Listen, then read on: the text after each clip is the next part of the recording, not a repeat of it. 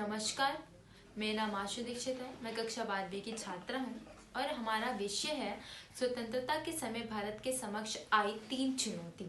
तो आइए हम इस पे बात करते हैं।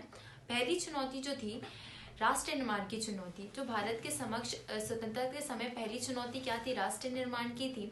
क्योंकि भारत में अलग अलग धर्म को मानने वाले लोग, अलग अलग बोली बोली जाने वाले लोग और इनकी संस्कृति भी अलग अलग थी। अब ऐसी विभिन्नताओं से भरे देश में एकता कायम रखना बहुत मुश्किल बात थी, क्योंकि अलग अलग धर्म वाले लोग रहते थे, अलग अलग बोली बोले जाने वाले लोग और इनकी संस्कृति भी अलग अलग थी।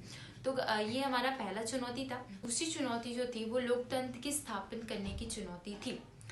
भारत के सामने दूसरी चुनौती लोकतंत्र को स्थापित करने की थी।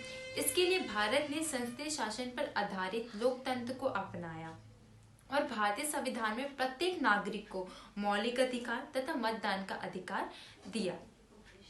तो दूसरी चुनौती में क्या बोल रहा है कि भारत ने संसदीय शासन पर आधारित लोकतंत्र को अपनाया और भारतीय संविधान ने प्रत्येक नागरिक को 2 अधिकार दिए। 2 अधिकार वो है मतदान का अधिकार और मौलिक अधिकार दिया। तो ये था दूसरी चुनौती। अब आते हैं तीसरी चुनौती पे। अब भारत के समक्ष तीसरी चुनौती जो थी समानता पर आधारित विकास की थी।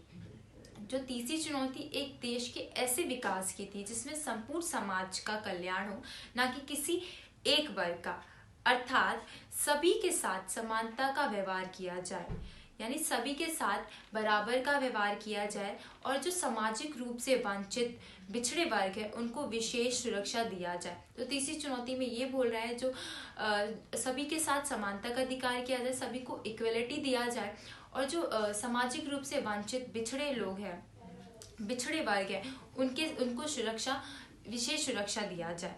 तो हम इसमें तो भारत के सामने स्वतंत्रता के समय 3 चुनौती कौन कौन सी थी।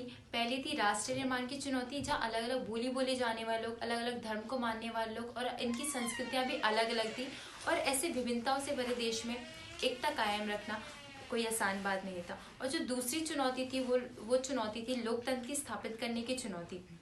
भारत ने इसके लिए क्या किया, संसदीय शासन पर आधारित लोकतंत्र को अपनाया और भारतीय संविधान के प्रत्येक नागरिक को मौलिक अधिकार तथा मतदान का अधिकार दिया।